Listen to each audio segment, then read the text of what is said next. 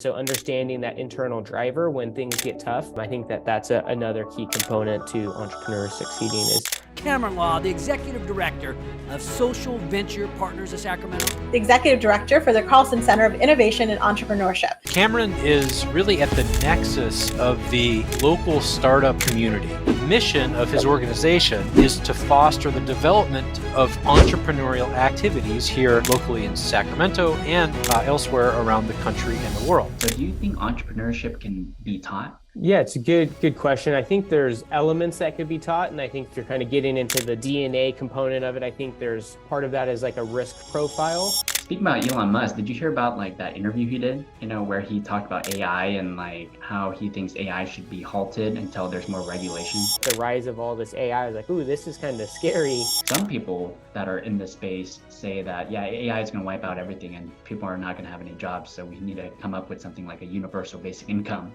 What's your take on that? AI is kind of its own thing in terms of I don't know if you'd call it a being, but it's kind of own thing. If you use it as a tool, right? Like I don't have like. Whenever I think of business icons, right? A lot of them, you hear their stories, they're like, they drop out of school. A lot of the entrepreneurs in the world, they didn't go to school for entrepreneurship. So do you think entrepreneurship can be taught?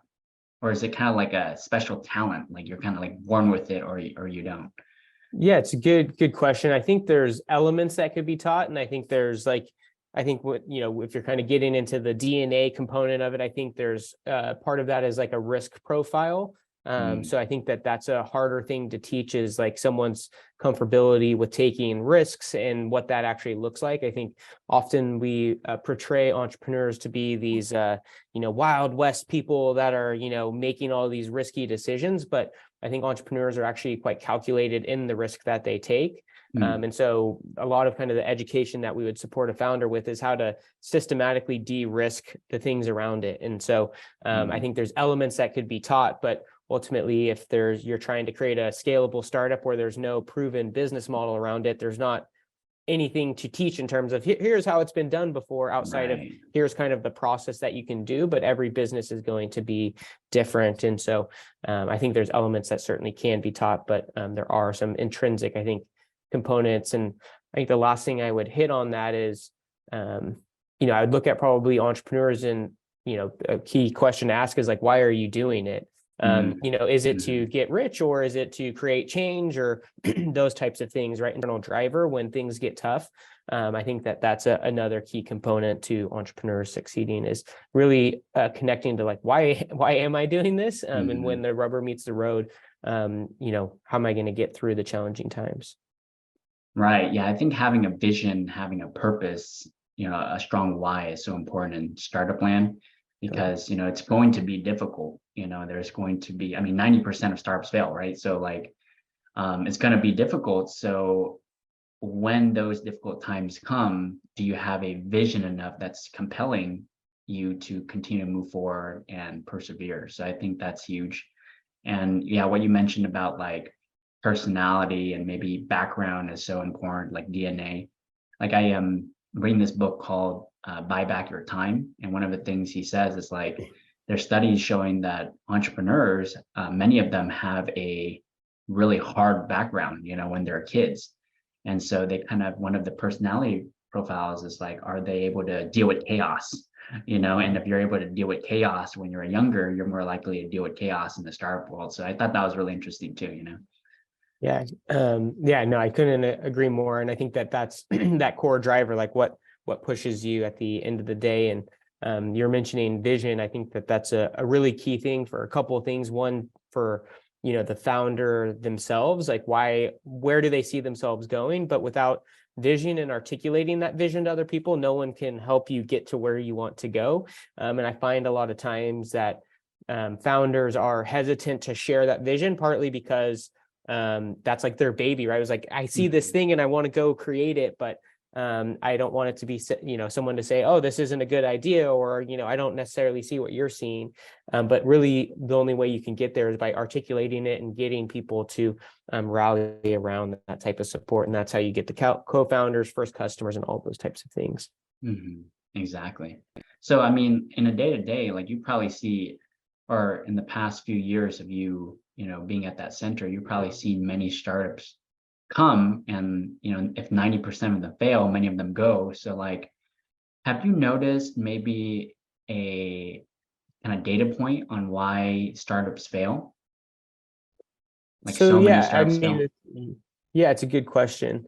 I think a lot of startups fail for two major reasons. One is just like the either the lack of founding team, or the founding team kind of falling apart and losing their kind of like I guess connection as a team and why they're doing that. And that could be related to the vision. And as you kind of get in the work, was like, oh, we actually see this differently, and not having the skills to push that forward. I think that's one. And then the other is just there's not a need for what they're trying to bring. And so we talk a lot about what's called the innovator's bias. So a lot of times we get founders of like, I have this gift to bring to the world, and I'm going to, go build it and they will come, right? We hear that saying all the time, build it and they'll come. It's like, no, you need to understand who you're targeting and what problems are they trying to have solved, and then how does your solution fit that? And so that's often where I think we see a lot of people fail, is just not understanding the marketplace, and do people really want what you have?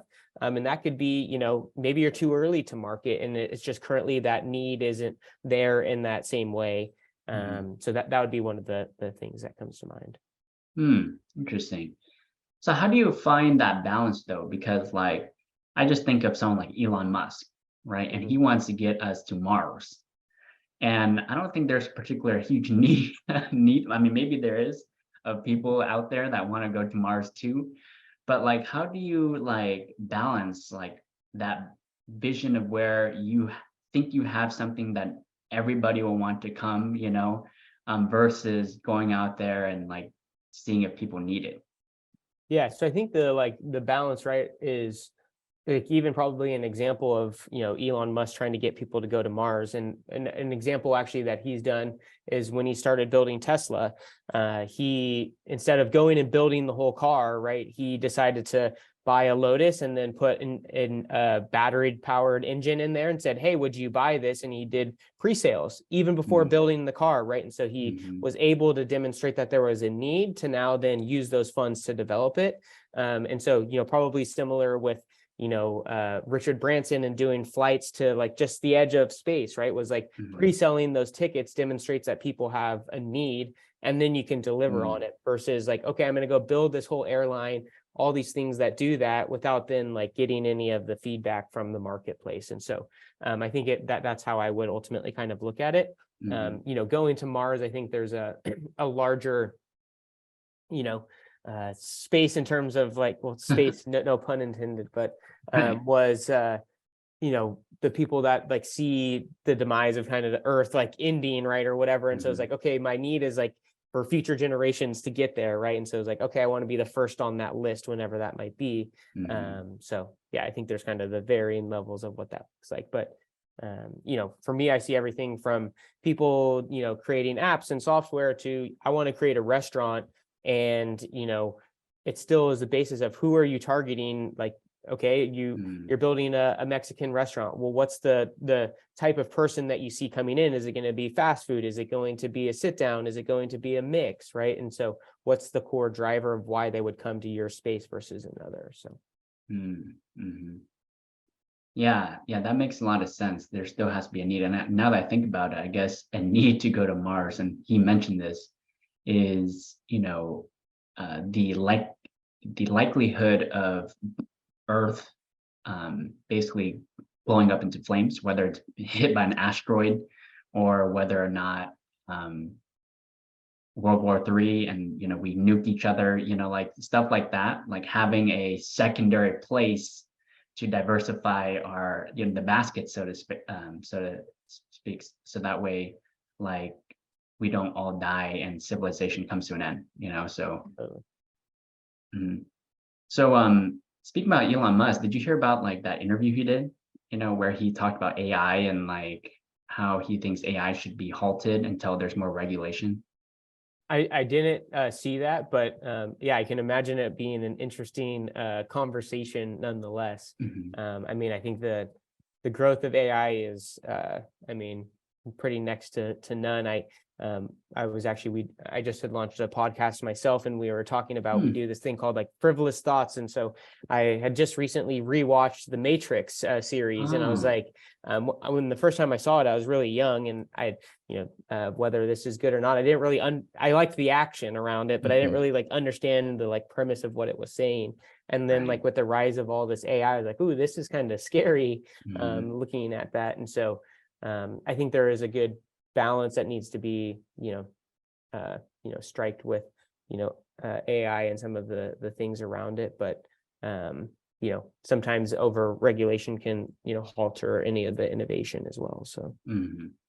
Yeah, there's a fine line, isn't it? It's like, making sure the government doesn't get too involved to where like you limit innovation, kind of like in China, sometimes like they stop it, before and it deters innovation and entrepreneurship sometimes because of the government regulation and it's important to allow founders to just kind of do their thing and build the next innovation.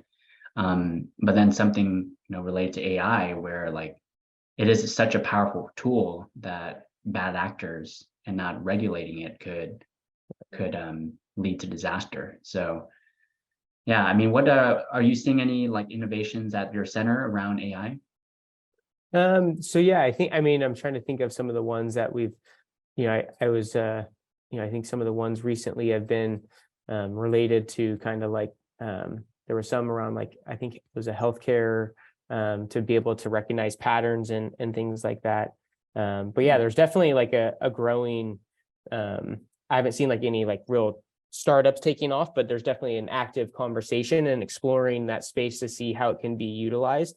I think for me, the list of new AI tools that came out in the last, month and a half or 2 months has been, pretty crazy. And so as Mhm, I look at it as a founder, how you can use those tools to scale some of that early stage process. So, mhm, I'm thinking of like, most people know of Chat GPT now, and mhm, using that to help you build scripts or ways to better build your website to get started. And it accelerates a lot of that information beforehand, that sometimes took a founder, a good chunk of time to get started. mhm. Yeah, absolutely.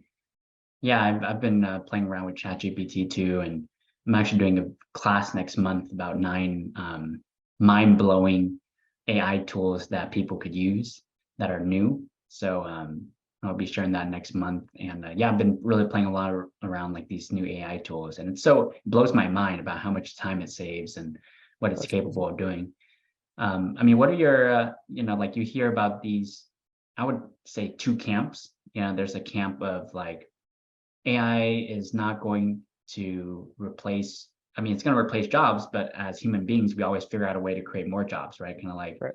with the Industrial Revolution. And then some people that are in the space say that, yeah, AI is going to wipe out everything and people are not going to have any jobs. So we need to come up with something like a universal basic income where people can survive because there's not going to be enough jobs for everybody. So what's your take on that? Hmm. Yeah, it's a good question. I mean, I think I probably would lean a little bit more to the first element of things. That I don't see Mhm, it necessarily replacing people. I mean, I think there's elements of where it could, but I think it's more of, if you see that being the case, that's an opportunity for you to work with AI to enhance what you already do, right? So it's mhm, really, for me, taking it as a tool versus it being a thing in and of itself, which is kind of an interesting, I think, conversation at some point to have. Is like, AI is kind of its own thing in terms of I don't know if you'd call it a being, but it is its kind of own thing. But if you use it as a tool, right? Like, I don't have like Chat GPT just running in my life, but I mhm, say, okay, I have to ask it these prompts, and the results are only as good as the questions that I'm asking. And so the skill set is less of me memorizing information. It's about me having the creativity to ask questions that will derive information that's of value to whoever I'm trying to share that information with. And so I think that's kind of the shift, was just like, oh, the internet's going to change all these things. Well, it's a tool that we use to get more information more quickly, to then build things quicker, faster, all those types of things. So mhm, um, but I think, yeah, when you start integrating it into more of, you know it running your day to day everything, that would be an interesting component of it all. So Mhm. Yeah, I could definitely see that. I kind of actually bounce back and forth, in this topic. I'm kind of in the middle. I haven't made up my mind yet about, whether or not it's going to replace all jobs and where we will need to have a universal basic income, or, there's going to still be plenty of jobs for everybody. I guess, we'll eventually see. But any other sort of cool technologies that you've, run into being at the center with working with all these startups? technologies. Yeah, it's everything from hardware things to software. So, one of the cool things my background prior to this was I was a baseball player. And so one company I've connected with called Core Impact, they're based out of Elk Grove, and they have a really cool device that they can track like EKG and all these different things to help your swing and make it more accessible for people to get training when they might not have the means to.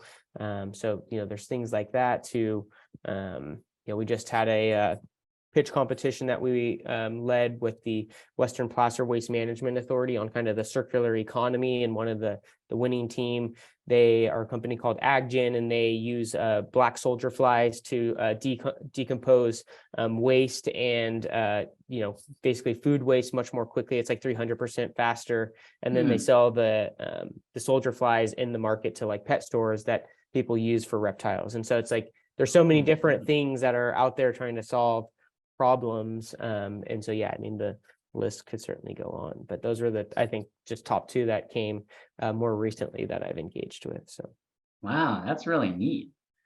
That's awesome. So the one with so it kind of explain it again. It basically takes waste, reduce it faster. You said 300% faster, and then the waste can be used as food for reptiles. So currently, like a lot of decomposition, they use worms, and so worms can only decompose so quickly, and then they only can decompose a certain kind of like set of food waste, whereas the black soldier flies have a greater capacity to digest meats and certain things that a worm's just not going to. And so they do that one faster than the worms do, but then also they can sell the flies to pet stores that then are used as reptile food. So because flies only live for a certain amount of time, and so they basically can see where they're at in their overall lifespan to be able to then sell in the market. So it's not just like they're eating the waste and then they die.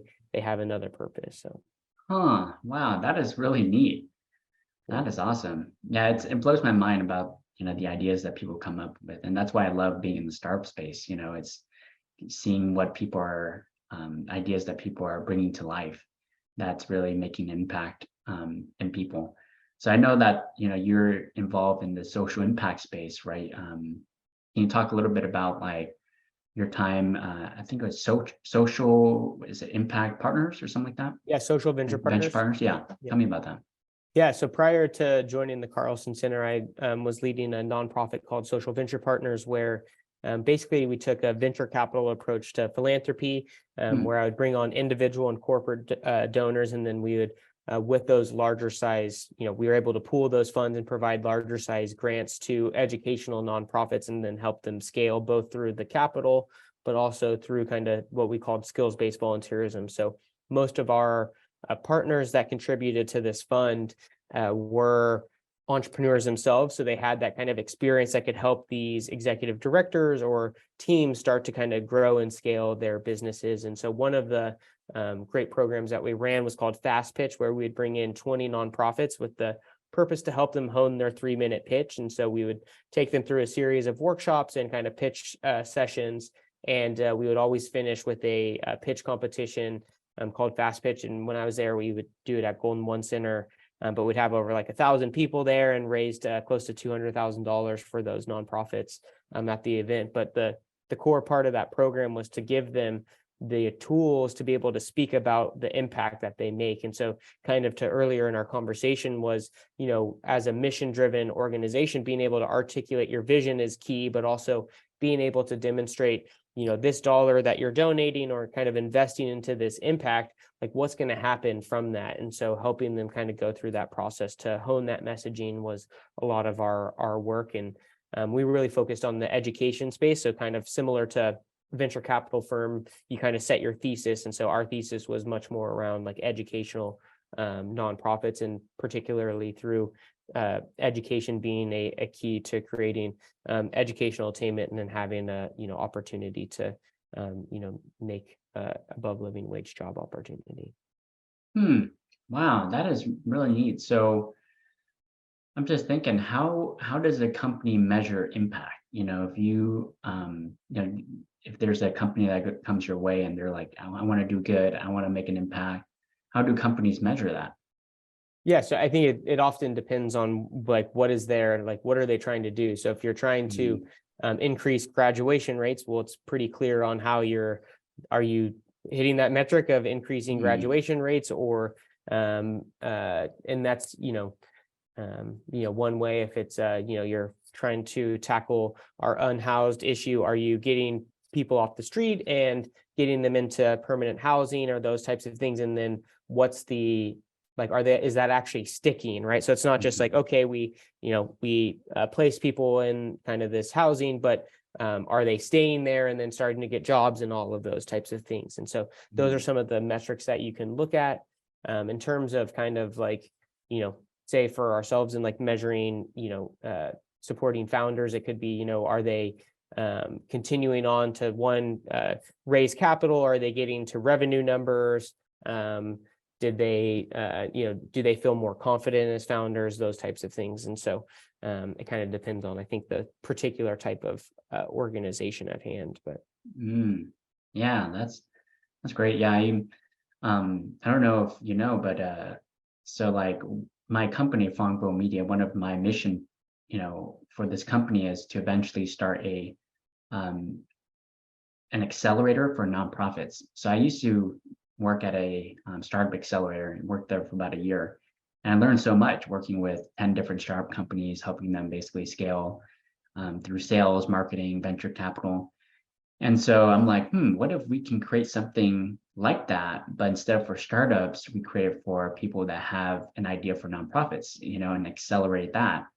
And that way we could help through business, just accelerate their growth, and that way they can serve the people that they want to. So in that sense, like I'm building this company for that, to create a social impact in the world. And so it's so amazing to see other people have different ideas of how we could tackle problems, that our society needs help with.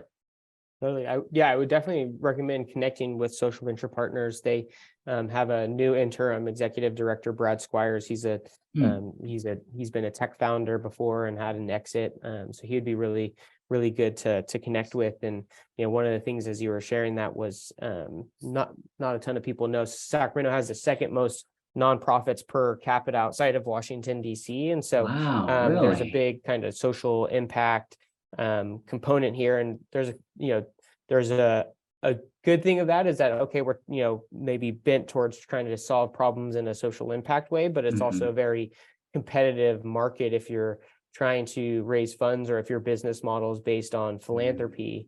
There's, so much that you can get in terms of donations if there's more and more nonprofits being started. So, so you really have to have that kind of focus on how are you being innovative in solving that problem and doing it differently than the people that you're trying to that are currently trying to solve that problem. And I think, one of the things earlier in my time at Social Venture Partners, which I learned being here and being around kind of more and more types of founders, was really understanding the difference between your beneficiaries, right? So the people that you're serving, and what are their needs, and connecting to serving them in the way that they want to be served, but then being able to take that information of impact and stories and turning that into conversations that you then can get from your customers, which are donors, municipalities, grants, whatever that might be, that want to, basically buy that impact to create change.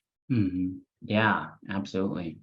And one thing I talked to another nonprofit person, and they talked a little bit about like not just going to nonprofits and saying, can you give us money, but like what in exchange will they get out of it? Because they're a business too, and they would like, whether it's recognition, whether it's like, something tangible that they could use, as a business. Yeah, totally. And a lot of that you see, they either want marketing or they want to be associated with a cause. So yeah, there's definitely components to that. And I think, one of the interesting books for me was it's called Reinventing Philanthropy, and really looking at how we can kind of shift the mindset of like investing in impact from being kind of like do good, where, hey, we're supporting these nonprofits and we get to have our branding associated with it, versus kind of being a do bester where it's like we're really focused in just creating the change and investing in that work happening. And so that was just kind of one of the differences there. Interesting. That's awesome. Yeah, you don't know how excited you made me feel after you told me that Sacramento is the second. I didn't know that. Second most outside of Washington, DC is in terms of like how many nonprofits there are, right? Yeah. So yeah, second most nonprofits per capita. So per capita, based on like, the number of people that live here, we have the second most. So wow, that's neat. Why do you think that is? Why do you think Sacramento is a hub for nonprofits? I think there's a couple things. So technically in the realm of like nonprofits, you have advocacy organizations. So being, the capital of the third or fourth largest economy in the world, you're naturally going to have people that are advocacy organizations that want to lobby bills and certain things like that. So that's part of that work. And that is a key driver to creating change, is creating new policies that shift funds or investment into communities. So that's definitely one way. So I think that's one of the key components to it. And, part of it's maybe just Sacramento and the culture of wanting to solve our problems and, trying to, I think Sacramento's pretty relentlessly Sacramento. You can see that with our kings and all that, right? We rally around those types of things. And so trying to solve our own problems and, come up with new organizations to do so. Yeah. So what do you think it's gonna, so we got the nonprofit space down and our kings are doing pretty well. So what about our startup space? What can we do to really grow startup and entrepreneurship in Sacramento? I think it's happening. So I think it's just a matter of time. I think, things we need to continue to lean on. I think we need to continue to celebrate entrepreneurs and the roles they're playing in our community. I think that's a really big thing. So, I look at it as kind of the narrative of like, someone launched a new startup, like we should be rallying behind that and seeing how we can get behind them. Oftentimes we cover when like companies fail versus like when new companies are starting up and things like that. And so, if you're publicly kind of shamed for, having a failing venture, is that person going to continue to do the next thing? Probably not. Right. And so I think, continuing to support the founder community in that way. Tactically, I think there's some growth we need in terms of like building our capital base here. So I think we definitely have the resources to invest. I was just actually on the Mark Haney show, and we were chatting about the similar topic was, when we look at capital and how it's been accumulated here in Sacramento, most of it's been through real estate and some of those types of ventures, which is awesome and has been a key component to, investing in the growth of Sacramento. But that asset class is a less risky form of capital, right? You own a piece of land versus owning a share of a startup that might go bye-bye. Right. So that's one of the things I think is starting to educate people on the asset class of venture capital and angel investing in startups. And I think if we got some of that investment into our ecosystem, we would really start to flourish. And then the last thing is, I think we're kind of trying to build out this kind of your senior executive level for some of these early stage teams. So we're getting a lot of activity and people starting these businesses, but to get from like, say your seed to Series A, you really need some of this like skilled expertise. And so getting people that have some of that experience to join these early teams is an area that can continue to catalyze our region. Interesting. Okay. So as far as capital goes, educating people in like real estate people who have a lot of money who are feeling a little kind of squirmish around risk, because they're so used to a more safe investment. So do you think there's an element of like trying to convince them, but maybe a different strategy, like, getting other people in different areas who have invested in, startups and just recruiting them here and investing in Sacramento? Do you think that's a more effective strategy than trying to, convince people who are just rather be safe? Yeah, it's a great point. I don't think it's an either. I don't think it's a one or the other. I think it's a both strategy. Right. I think, the more we're investing in our own community, the more people are going to want to invest in Sacramento as well. But I do think, bringing capital from outside the region in is a key component. The pandemic was actually probably, it's very challenging for many, many people. But in terms of like the way investment is shifted, is it's not, you don't have to relocate to the Bay Area or things like that. And so I think that's always been a challenge, was to seek capital outside of the region. It came with, we have to move outside of the region. So you're no longer a company here, versus like, oh, we'll invest in you in Sacramento and your run rate is much better because it's cheaper to live here, and those types of things. So I think that's a core component. But in terms of, education, I think it's providing exposure to the asset class, and I think it's, part of it is connecting them to, if you knew how to do due diligence and you lived and breathed like the real estate world, and then now you're switching into like, okay, how do I, look at a startup and bring that same level of expertise that you felt you had in other investments, that takes time. And so I think building out those kind of connections to do so will be key. Right. Absolutely. Yeah. And in order to bring outside capital in, we have to convince them that there's actually startups worth investing, like really great talented founders, like you said, but also great ideas and a lot of innovative startups here for them to want to do that. Yeah, and I mean, a great example is, I don't know if you're familiar with the Growth Factory, which is a new accelerator that launched and has an accompanying venture fund, and I'm one of their advisory board members. But one of the questions when they were raising that fund and launching the accelerator was, a lot of people were like, oh, do we have that great of deal flow in Sacramento? And I mean, in a matter of 18 months, I think they've invested into over 30 startups, and that are tracking well. And so there's definitely the investment opportunities here in the region. So I think it's just a matter of time where we start to get that kind of flywheel. One of the big things and kind of the role that I play, I kind of would say I'm an ecosystem builder to support the broader community and fostering more entrepreneurial activity. But one of the key things is what we call entrepreneurial recycling. So when you start to get people that have exits or people who've sold their company, they not only reinvest in the actual other startups, but they also share that experience and expertise, which kind of just levels us up. And so once we get that going, we kind of have that flywheel effect where our ecosystem starts just growing on its own.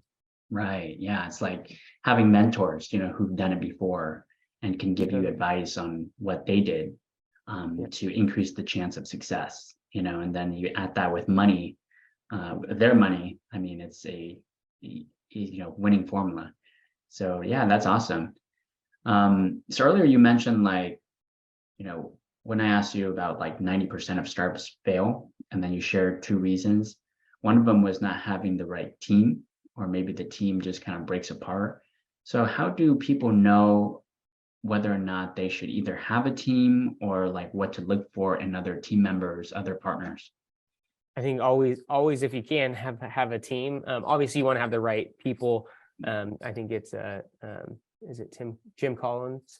It's the right people on the right seat on the right bus, like that type of approach.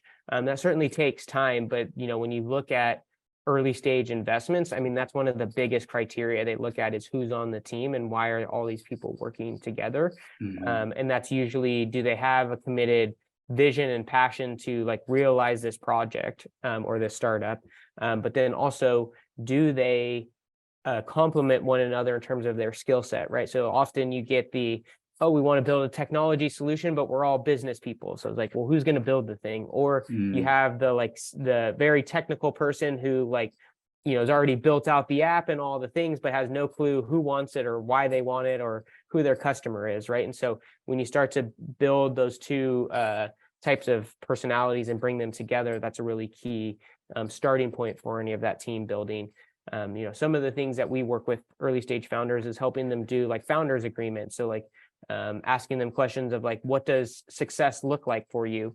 And some, might say, oh, well, I want to make $150,000 a year for the next 30 years. And then the other person might be, well, I want to exit this company in 5 years. Well, those are very different success criteria. And so will that company even work because you have different visions of where that ultimately goes? And so asking some of those key questions can help alleviate pain later in the in the entrepreneurial journey. Interesting.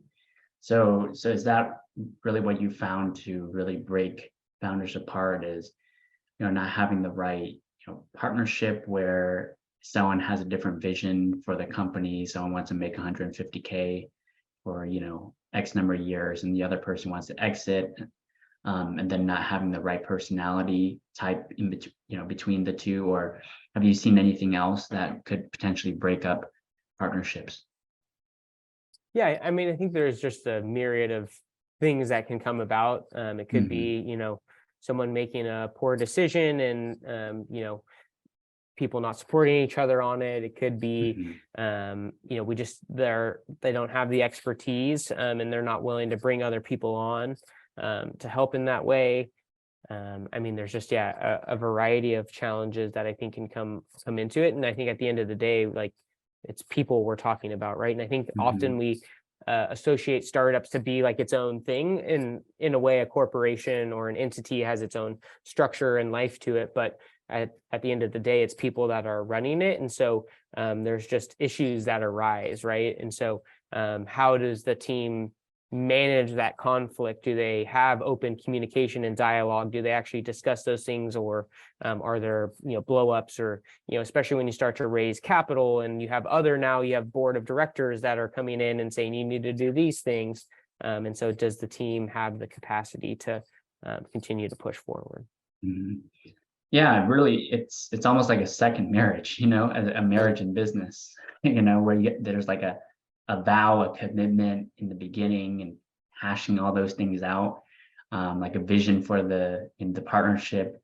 And then, as problems arise, it's working those problems out together, having open communication, having open feedback, being supportive, being understanding, being empathetic.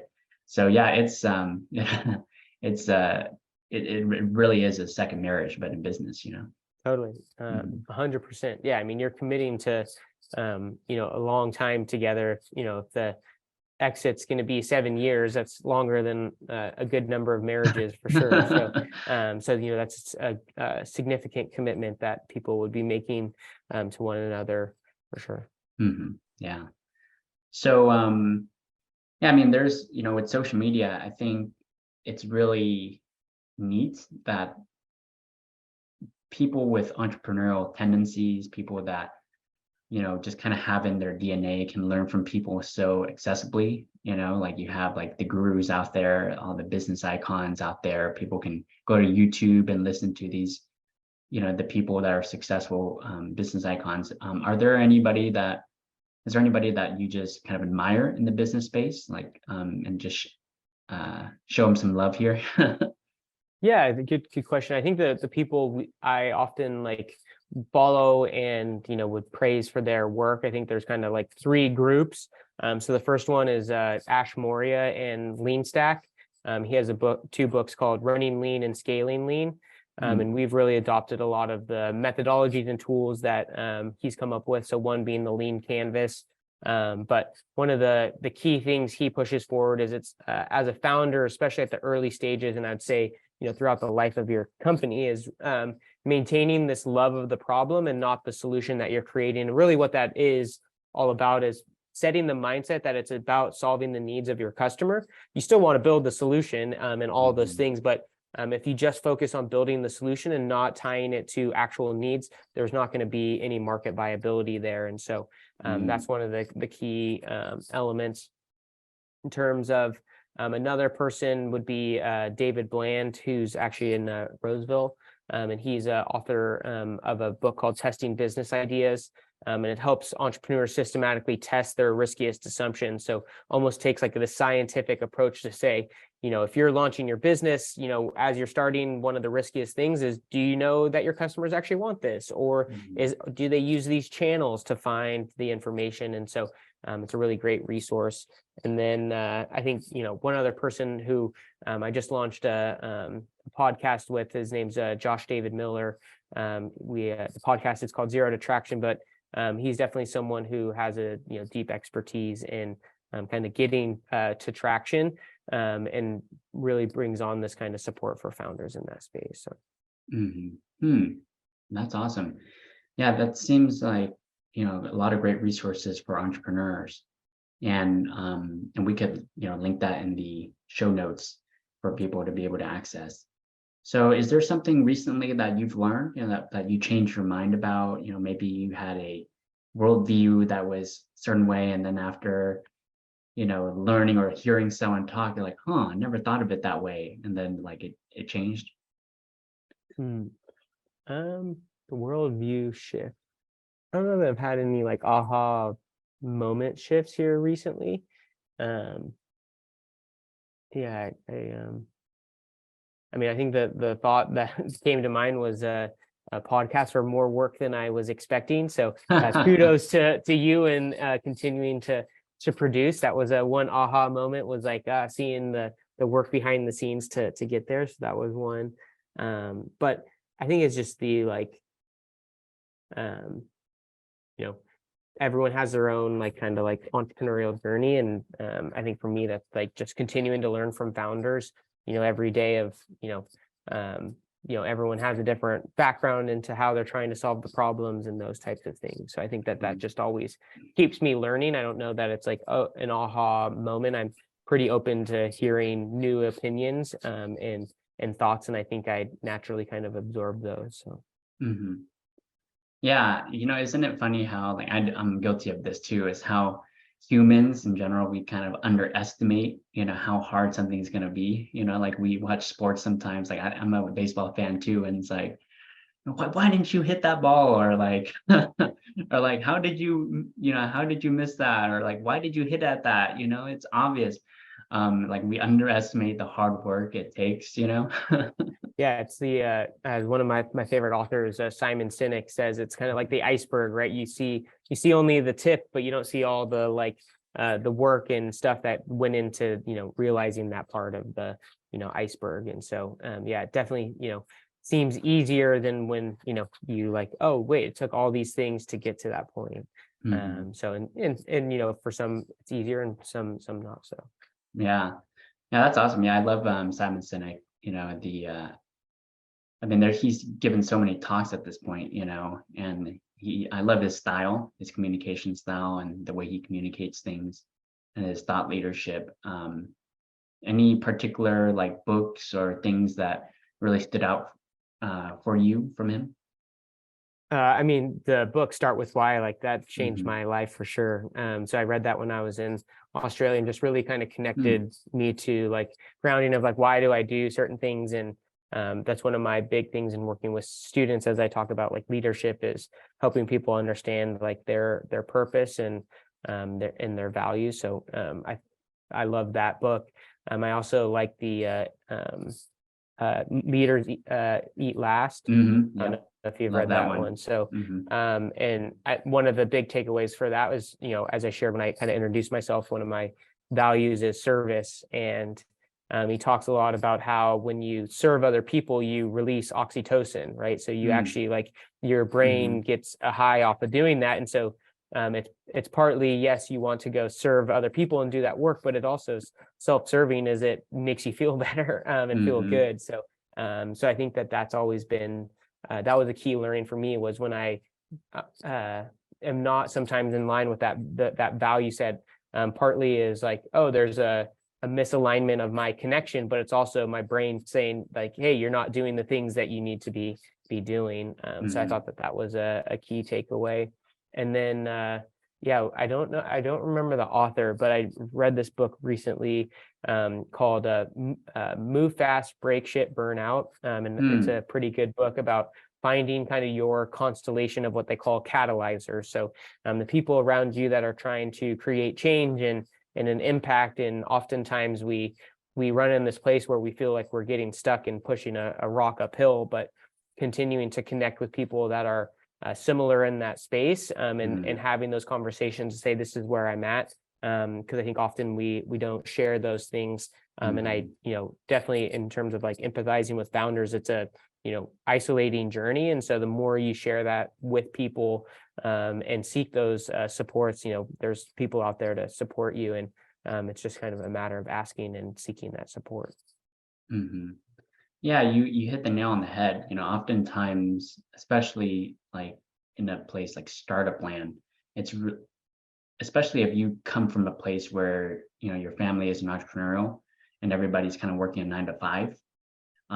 You kind of might feel a little pulled back. They might be like, why are you working so hard? Why are you working 100 hours a week? Why are you working 120 hours a week? And you don't experience the same problems and the same, things that you face in working a 9 to 5, so the responsibilities are different. And so how do you seek other people that are like you, that are going through the exact same thing? Because I think as humans, we kind of sometimes feel like we are the only ones with a certain problem, and we're kind of like self-centered in that way. But understand that other people are going out. There's 8 billion people in the world. There's going to be someone like you who's going through the exact same thing. And how can you seek out people like that and just share? Totally. No, I couldn't agree more. I love it. Yeah. So let's talk about the first book you mentioned, Start With Why by Simon Sinek. So I feel like a lot of young adults might, feel a little stuck, and I think that just might be what being a young adult is. You just kind of feel stuck, or you don't know what your purpose is in life. And I think the school system doesn't really help by like forcing people to choose a major, and like figuring it out by 22, because you're not going to figure it out by 22, or at least most people don't. So like, how do people find their why? Yeah, great question. Well, one, start by reading the book. But no, I think what it is to me is I think it's not easy work, right? Like you could say like, oh, this is my why, but does it like, do you actually like have a connection to it? Like, does it mean something to you? And I like to think of like a why, and you brought up a great, point in terms of like, we've kind of set people to go on a path, right? Like you signed up to this major and you're going to go do these things. And I like to think of like your why is like, that's your direction, like, where you're going, but the job or vehicle to creating that impact or change or realizing the belief that you have can take many different forms. So, when I look at my own kind of personal passion was, as I shared, I moved to Brisbane, Australia to do my master's of business. And Brisbane was a lot like Sacramento, built along a river, 2 great higher ed institutions. But there was just a vibrancy there that I felt like Sacramento was missing. They activated their riverfronts. They had a ferry that went up and down the river, and they had a vibrant startup ecosystem. And so for me was like, my why was like, I wanted to realize what I felt and experienced in Brisbane and have that take place in Sacramento, because I felt like people were missing out on this amazing opportunity. And so that's kind of been my personal mission, coming back to Sacramento. And so, along that journey, I found myself, working for a venture capital firm, running a nonprofit organization, and working in higher ed. So it was like, that's not like a typical pathway for someone that's, got a managerial economics degree, right? But it was like all in line with the why, because every job I've held has been closer to creating that impact that I want to get, right? I get to a certain place where I can support more and more people, or build connections to foster more activity to realize that space in my personal passion. So I think doing the work though is, part of my master's program. They had a class called Career Transition. And we were supposed to create a what was called a career attainment plan. And the first thing was like, what's your vision? What's your personal values? And then setting some goals. And you could do that exercise to like check the box and you probably would get an A. But it's like, did you do the work to like figure it out, like for you yourself, right? And I think that that's the difference. Was like, great, I read Start With Why, and I think that this is where I am going, versus like grabbing a hold of it and saying, this is it, and I'm speaking that truth to other people and saying that this is where we're going. You want to be on it? Let's go this way. And so I think that that's the difference for me. Yeah, I think that's totally right, is putting in the work. You know, it kind of reminds me of, so like growing up, my parents, they're hardcore Catholics. And one of the things that I learned from Catholicism was the importance of helping other people. And my dad really pushed that down, is really serving others. And so growing up, I watched a lot of CSI crime shows with my mom. And I was like, oh, that's cool. They're helping people, you know, like detectives are helping people. So that's what I went to Sac State for, is criminal justice in the beginning.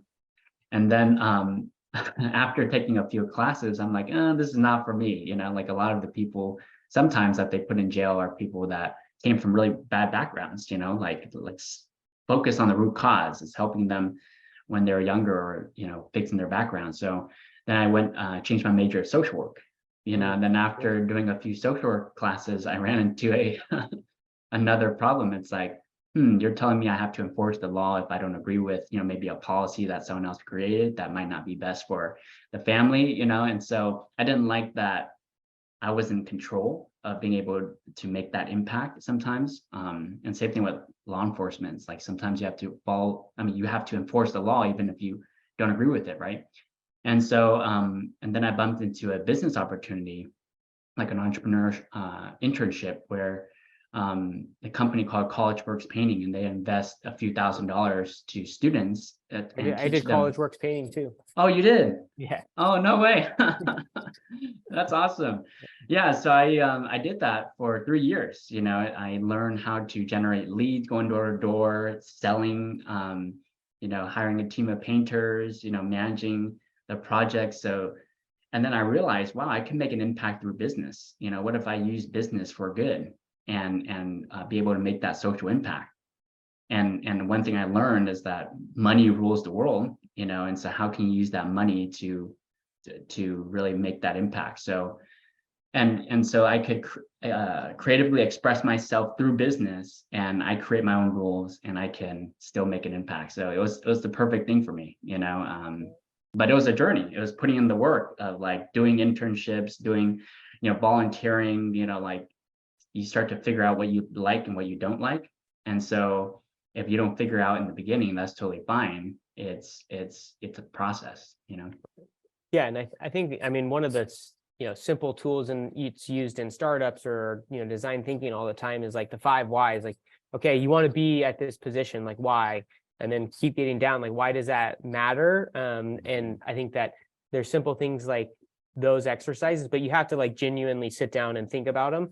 I will be honest, I haven't been as good in this practice, but one of the key things like kind of catalyzing my career was journaling, and, you know, writing down, like, you know, answering those questions and thinking like, hey, you know, this has shifted, or those types of things, and being kind of true to myself of these are the conversations that I'm having, and what is continuing to get firmer and firmer, and what am I saying this matters less to me. And so I think that could be a really good practice. But I think it's really just getting and having that conversation, and not doing it because someone else is asking you to do it. It's doing the exercise because it's gonna return, you know, a ton for you. Yeah, absolutely. And that's something I need to do again. I did that a lot in middle school and high school, is journal, and a little bit in college, and then I stopped. But there's something powerful about taking your thoughts in your mind and writing them down and putting it into the physical world. You know, there's almost like a magic that happens when you do that. Yeah, I mean, part of what catalyzed me, I had read the it was the Alexander Hamilton, like big Ron Chernow, like the 750-page book. And I mean, this might sound very like egotistical, but I was like, you know, if they could find my journals, you know, they'll be saying some cool things. But that was kind of the catalyst for writing it down. But obviously there's like the impact of like people that we have these journals, or we have information of people that have made significant changes in our world, and that's probably a practice that they've had, is that they wrote things down, Right. and that made it more real and true to them. Yeah, absolutely. That's one thing that Gary Vaynerchuk says, and he creates video content, obviously for business development and brand awareness, but also is like, now I have this huge stash of videos that my great grandkids can see, and see what I was like, and it's like, I would love to see what my great grandpa was like, but I don't have any video. And so that's another unique thing, is like, we have this technology that generations down the road, people can, our family members can see, I've never thought of that. That's I mean, I know there's like solutions out there to like, capture stories to like pass down for generations, but yeah, you have like a whole digital footprint that our, future kids and, whatnot will be able to see. Right. And with your podcast, same thing, people will be able to hear you now, or your future grandkids will be able to see what you're like. Awesome. So just to kind of wrap up, like, let's say there's someone young listening and they want to go into the entrepreneurship and build a startup. Like, what are maybe like step by step, what should they do to start? Second step, third step, how can they get started? Yeah, the first thing is just start connecting with people in the space. So I mean, reach out to me, I think is a great starting point. And there's also many kind of community forums to plug into. So I'm a Sheridan organizer for 1 Million Cups. We meet every Wednesday where 2 entrepreneurs present their business and get about 20 minutes of Q&A for each of them. And so it's a great forum to be around like-minded people. And I think you start to see what people are looking for in good businesses and in startups. And so I think just plugging into that, and what each of those things kind of do is they serve as like a front porch to getting into all the resources that are out there. And so, I think it depends on partly like what stage you might be and where you're kind of at. But if you're at the idea stage and you're like, what, I'm interested in startups and I want to like explore this space, just start plugging into resources and getting to know people. Because when that one idea that you're like, what, I want to go all in on this idea, you now have the infrastructure to help you get going. Tactically, one of the things as kind of in building the business would be like continuing to narrow down who's your customer and what problems do they have, and kind of setting aside some of the solution, because that's going to bias what you think their problems are versus like, I think that this is who I'm targeting and I think they have these problems. Go talk to them. Do they have those problems? Yes. Okay. Continue to hone in on what that looks like. And so those would be some of the starting recommendations. The last thing would be find someone else passionate about solving that problem and add them to the team. Awesome. Well said, Cameron. Thank you for summarizing that. And thank you for being on the podcast. Where can people find you? Yeah, the best way is to just search me on LinkedIn. That's usually the best place to find me. So Cameron R. Law is where I'm at. And, I'm on all the other kind of socials, Instagram and Facebook. Definitely give the Carlsen Center a reach out if you're interested in getting kind of access to entrepreneurial support. We have a weekly e-newsletter that goes out. So just type in Carlsen Center, Sac State, and our resources are here to support you, whether you're a Sac State student or not. We're here to support you. And then lastly is, definitely if you want to follow our podcast as well, the Zero to Traction podcast is where we're at. But I appreciate the opportunity to be here. And this was a great conversation, and thanks for the opportunity. Yeah, Cameron, likewise. I really enjoyed this. I'm so glad we got to connect on so many different things, even CollegeWorks Painting. Shout out to CollegeWorks Painting. Thank you, everybody, for listening, and we'll see you in the next episode.